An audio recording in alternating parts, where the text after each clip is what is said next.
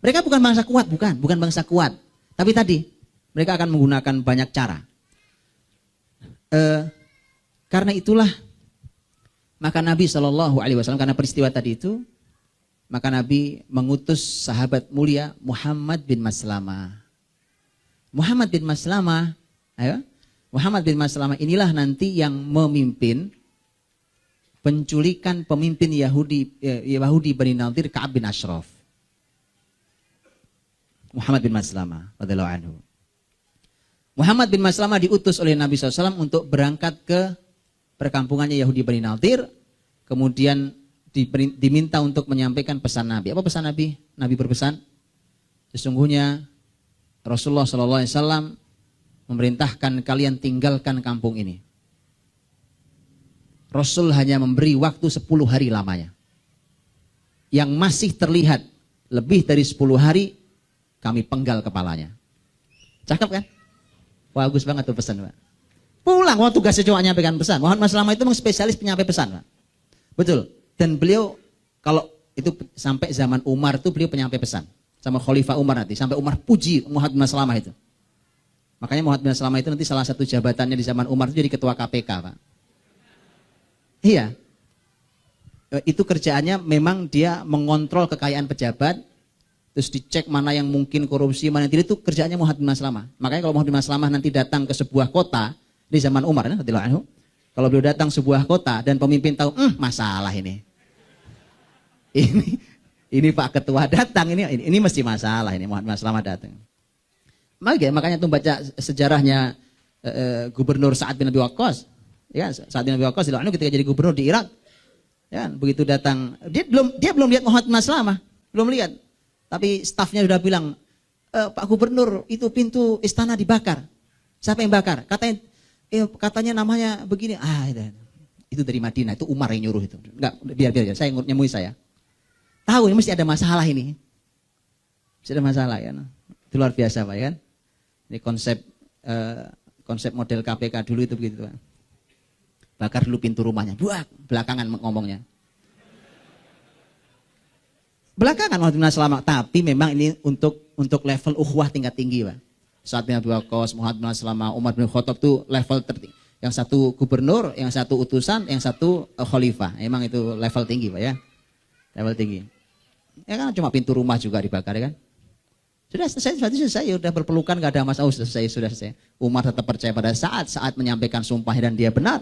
Muhammad bin Maslamah menyampaikan dengan amanah kedua-duanya. Oke, baik. Kembali Muhammad bin Maslamah menyampaikan pesan dan selesai. Sampai pesan pulang. Gak nambahin, gak ngurangi. Jadi penyampaian pesan itu harus gitu. Makanya Umar mengatakan, Allah merahmati kau wahai Muhammad bin Maslamah, bahwa engkau menyampaikan pesan apa adanya, tidak mengurangi, tidak menambah. Udah begitu ya begitu dan pulang. Lugas saja apa adanya begitu. Begitu diancam, orang-orang Yahudi Bani Nadir sudah siap-siap. Siap-siap udah mulai kemas-kemas ya. Makanya sudah tadi itu kepercayaan diri mereka, ya kan? Keyakinan mereka, benteng mereka tebal, kokoh, itu cuma perlu diancam. Mereka hanya perlu ditakut-takuti. Begitu mereka takut, sudah, Pak. Itu yang disebut tadi bahwa Allah mendatangi mereka dari tempat yang tidak pernah mereka duga, yaitu dari dalam diri mereka sendiri. Begitu mereka takut, itu benteng kan bisa dibuka. Nggak bisa, memang muslimin nggak bisa buka itu, Pak. Nanti dalam perang, dalam pengepungannya yang berlangsung sekitar 6 hari. Dalam riwayat lain 15 hari. Dalam 6 hari dikepung itu, dikeliling oleh sahabat, mereka tidak bisa keluar itu. Itu, muslimin nggak nembus. Siapa yang bisa nembus? Orang Yahudi bukain pintu. Karena takut, Pak. Udah kita nyerah aja, nyerah. Buka pintu, mereka yang buka pintu, Pak. Apa Ka'ab bin Ashraf? Ka'ab bin Ashraf yang tadi saya cerita, waktu diculik oleh Muhammad bin Maslamah dan empat sahabat yang lain. 5 orang. Apakah mereka jebol pintu? Enggak. Dia buka pintu sendiri. Buka pintu sendiri, Pak. Jadi begitu. Paham ya? Jadi antum-antum yang kata mau ngalahin Yahudi itu yang kreatif ya kan, berpikir. Antum lihat bagaimana Quran memberikan inspirasi dahsyat. Tidak bisa ditembus, tapi memang mereka yang akan bukakan sendiri. Makanya tadi wa qadzafa fi qulubihimur ru'b. Bahkan kata qadzaf Wa qadzafa, qadzf itu artinya dilempar dengan kuat, Pak. Jadi Allah yang melemparkan dengan kuat. Kan ada sesuatu diletakkan, dimasukkan rasa takut. Bukan dimasukkan sebenarnya. Yang benar kata qadzaf, wa qadzafa fi qulubihimur ru'ba. Qadzaf itu artinya dilempar dengan kuat. Jadi Allah lemparkan dengan kuat rasa takut di hati mereka. Di kisah kemarin yang saya kemarin tidak kisahkan. Di kisah Hunain, ya. Di kisah Hunain itu nanti ada orang musyrik yang kemudian masuk Islam. Terus ditanya, sahabat itu nanya, kita mau tahu itu rasa takut di hati kalian kayak apa sih?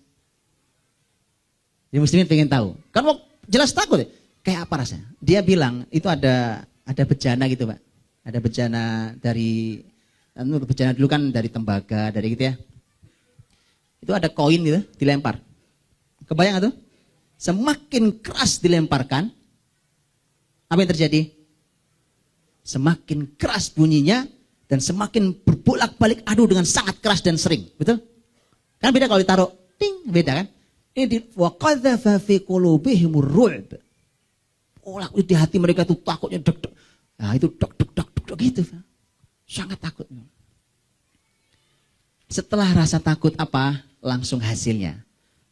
Yukhribuna buyutahum bi aidihim wa aidil mu'minin. Mereka hancurkan rumah-rumah mereka dengan tangan-tangan mereka sendiri.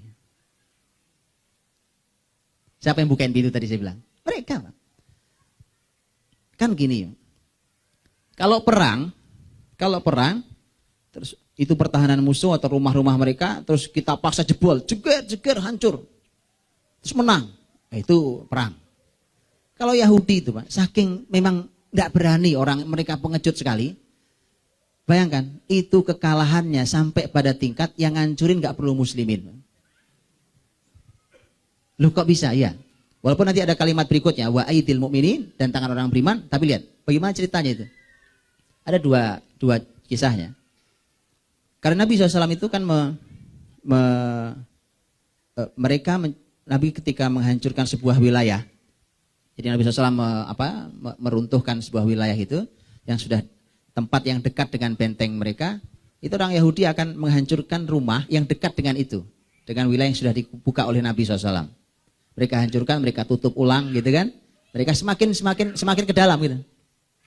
Makanya mereka akan sangat menjauh dari tempat tinggal muslimin. Itu menarik, makanya sangat menarik kalau rudalnya sudah mencapai 180 km itu menarik sekali, Pak. Itu sudah nggak ada tempat bersembunyi karena mereka pasti akan menjauh dari situ. Nabi maju lagi, mereka akan hancurkan bagian rumah itu, mereka tutup lagi. Gitu seterusnya. Mereka hancur istri rumah mereka, tutup lagi gitu. Di dalam Bani Nadir, Yahudi Bani Nadir ini nanti diabadikan yang di ayat yang kelima, ma qata'tum min linatin aw taraktumuha qa'imatan ala usuliha fa bi'idznillah wa liyukhziyal fasiqin. Ini bicara tentang penebangan pohon. Itu kan ada kebunnya Yahudi Bani Nadir namanya Buwairah. Itu kebun itu rapat sekali, Pak. Jadi muslim ini agak susah pasukan untuk koordinasi, kan bahaya pasukan susah koordinasi itu. Jadi kuda itu di sela-sela pohon itu dan itu bahaya. Karena itulah maka akhirnya muslimin dalam riwayat lain itu menebangi, ya, ada riwayat mengatakan minta izin dulu, ada yang mengatakan tidak minta izin dulu. Tapi yang jelas muslimin menebangi pohon. Jadi beberapa pohon korma ditebangi. Begitu pohon korma ditebangi, itu kan coba tujuan muslimin apa? Supaya masukan bisa berkumpul, betul? Tapi itu maknanya di orang-orang Yahudi lain. Antum tahu apa maknanya? Kira-kira apa maknanya? Mereka muncul rasa takut yang luar biasa. Muncul rasa takut. Dari mana datang rasa takut? Para ulama sirah mengatakan bahwa karena korma itu adalah merupakan income besar mereka hari itu. Bahkan kalau boleh dibilang income terbesar mereka. Selain mereka memang punya kemampuan membuat senjata. Jadi mereka punya produksi senjata. Pabrik senjata mereka punya itu. Tapi korma itu adalah pangan mereka. Dan itu adalah income besar mereka. Kalau itu mulai ditebangi oleh Muhammad. Wah, ini kiamat ekonomi kita, Pak. Makanya selalu Pak, salah satu cara untuk mengepung Yahudi dan membuat mereka takut adalah dengan ekonomi. Itu menakutkan pasti. Makanya mereka akan kuasai ekonomi dari semua lini. Jadi gini, contoh. Walaupun ini komitmennya tidak tahu saya. Bicara tentang pemboikotan ekonomi gitu ya. Itu kalau antum serius gitu. Kalau antum serius, Yahudi takut sekali, Pak. Sangat takut itu. Pasti luar biasa takutnya.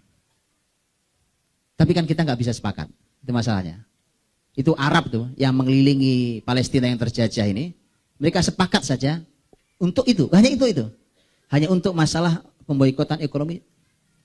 Itu selesai. Takut, itu padahal yang ditebang baru beberapa pohon. Tebangi oleh sahabat itu supaya sebenarnya tujuannya hanya untuk supaya pasukan bisa campnya benar. Cuma itu, tapi ternyata punya makna yang sangat dalam di hati mereka. Nah, tapi mereka tidak ungkapkan rasa takut itu. Yang keluar di lisan mereka apa? Yang keluar di lisan mereka bilang, Muhammad, kok kamu tebangi pohon kami? Katanya kamu memerintahkan agar menjauhi kerusakan. Ini kerusakan tahu? Kan kau sendiri yang mengajarkan. Nah gitu. Yahudi itu gitu, Pak. Kalau sudah kepepet, dia akan bicara atas nama Islam. Supaya antum tahu itu. Mereka akan bicara atas nama Islam. Kan ya? Dikembalikanlah. Muhammad, ini kan kamu yang ngajari, jangan berbuat kerusakan. Ini nebangi pohon yang berbuah, ini kerusakan. Tidak boleh, gitu kan? So tahu Anda ya kan? Anda so tahu tentang ajaran Islam ini. Makanya Quran di ayat 5 mengatakan, ma qata'tum min linah aw taraktumuha qa'imatan ala usuliha fa biidznillah. Kata Allah, semua sudah Allah izinkan. Yang kamu tebang Muhammad, yang kalian tebang wahai sahabat, yang kalian tebang atau yang kalian biarkan, semua sudah Allah izinkan. Terserah kalian. Sudah Allah izinkan. Saat itu, dan ternyata apapun yang dilakukan muslimin, baik yang ditebang ataupun yang dibiarkan pohon-pohon itu, ternyata dua-duanya manfaat bagi muslimin. Apa manfaat ditebang? Jelas, ada tanah yang lapang untuk pasukan bisa berkumpul. Apa manfaat dibiarkan? Hah? Ini fight nanti. Ini fightnya, ini ghanimahnya nanti. Jangan dihabisi, ini ghanimah nanti fightnya. Ini ghanimah yang akan didapatkan muslimin, jangan dihabisin. Jadi dua-duanya manfaat buat muslimin. Jadi orang beriman tuh begitu urusannya, Pak. Semua manfaat orang beriman. Baik. Bapak Ibu dirahmati Allah. Jadi mereka begitu melihat muslimin melakukan itu dan mereka mulai sangat ketakutan. Kemudian akhirnya nanti kan mereka akhirnya setelah dikepung 6 hari, dalam riwayat itu 6 hari, itu mereka nyerah. Begitu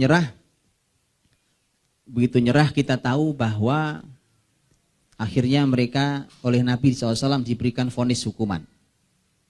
Hukumannya adalah Nabi katakan, tinggalkan tempat ini, kalian keluar dari sini, yang kalian boleh bawa hanya apa yang bisa diangkut oleh unta kecuali senjata. Senjata dan apa tuh? Tameng-tameng, pokoknya peralatan perang, baju besi itu tidak boleh dibawa. Boleh, kalian boleh bawa apa saja. Bawa tuh semua, istri, anak-anak, harta kalian boleh, silahkan dibawa. Silahkan dibawa. Oke? Asal bisa diangkut oleh unta kalian, silahkan dibawa. Yang tidak boleh dibawa adalah, ini strategi bagus, Pak. Karena ternyata ini memberikan Nabi nafas. Karena nanti mereka begitu pergi kan mereka lari ke Khaybar. Ada yang ke Khaybar, ada yang balik ke Adriat di negeri Syam. Yang kumpul di Khaybar itu nanti bikin gara-gara lagi. Tapi karena nggak punya senjata, nah Nabi punya nafas yang cukup lah untuk ngurus yang lain dulu ya kan. Ya, karena mereka nggak punya senjata, nggak bakal berani, Pak. Nggak bakal berani. Dan sekaligus untuk memperkaya muslimin, melengkapi persenjataan, dan memang saat itu persenjataan itu ternyata produsennya Yahudi. Jadi nggak aneh kalau hari ini senjata itu yang produksi Yahudi, nggak aneh, Pak. Nabi biasa aja tuh. Biasa aja, Pak. Ya udah produksi aja, nggak apa-apa, produksi. Yang paling canggih kalau perlu. Begitu jadi ghanimah kan gampang kan? Sama aja, ayo buat yang bagus. Makanya saya cuma bilang ini sebuah pelajaran menghibur hati orang-orang beriman, ya kan? Masya Allah, Palestina sudah berapa darah yang disiram, yang digunakan untuk menyirami tanah jihad Palestina. Sampai sekarang belum merdeka. Tapi ada hikmah, saya cuma bilang, Iya, ini hiburan buat kita, buat orang beriman supaya menghibur diri betapa luar biasa perjuangan mereka. Nah, apa? Mereka sedang membangun peradaban. Jantung bumi ada di Palestina hari itu Yahudi.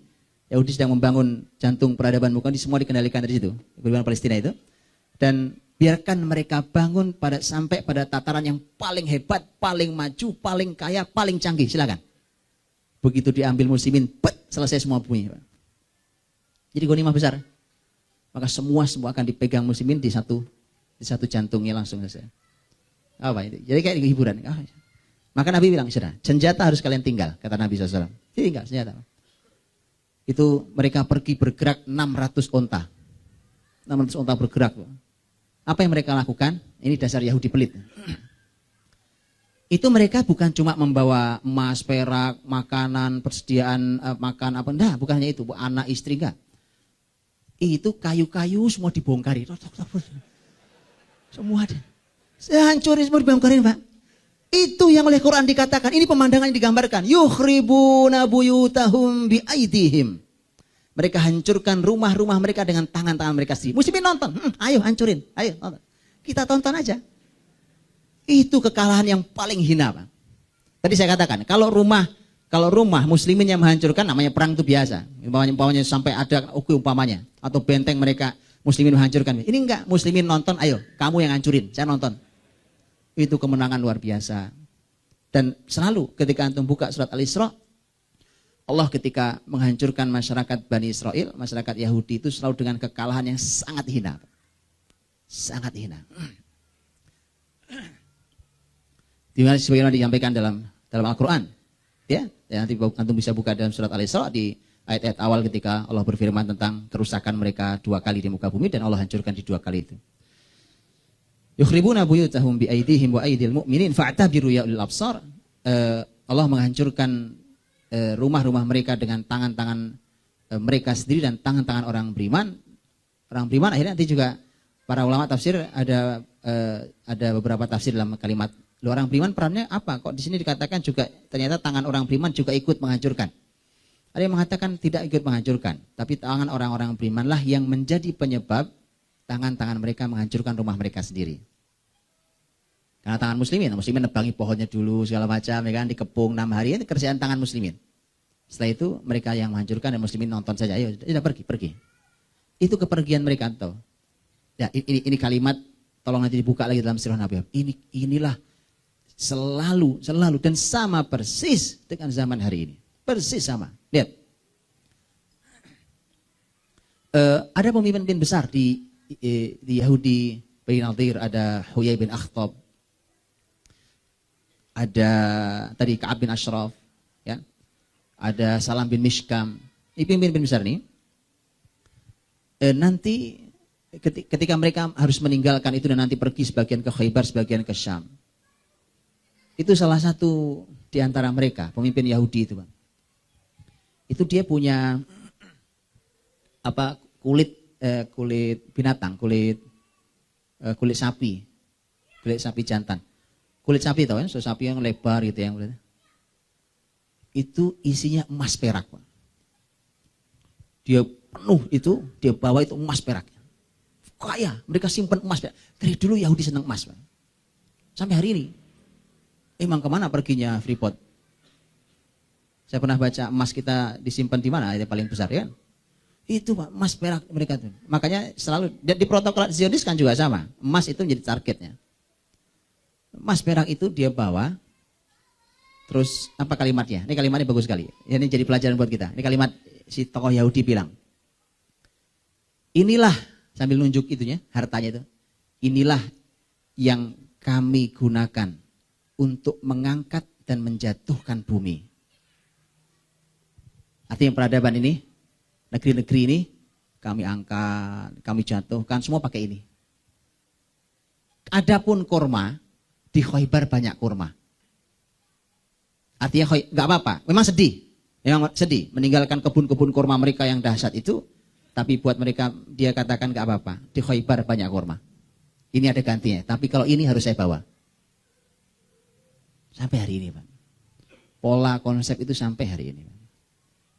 Makanya, kalau bukan orang beriman seperti sahabat, pasti akan sangat mudah dibeli Yahudi. Kalau sudah dibeli Yahudi, tidak akan pernah ada kemenangan muslimin.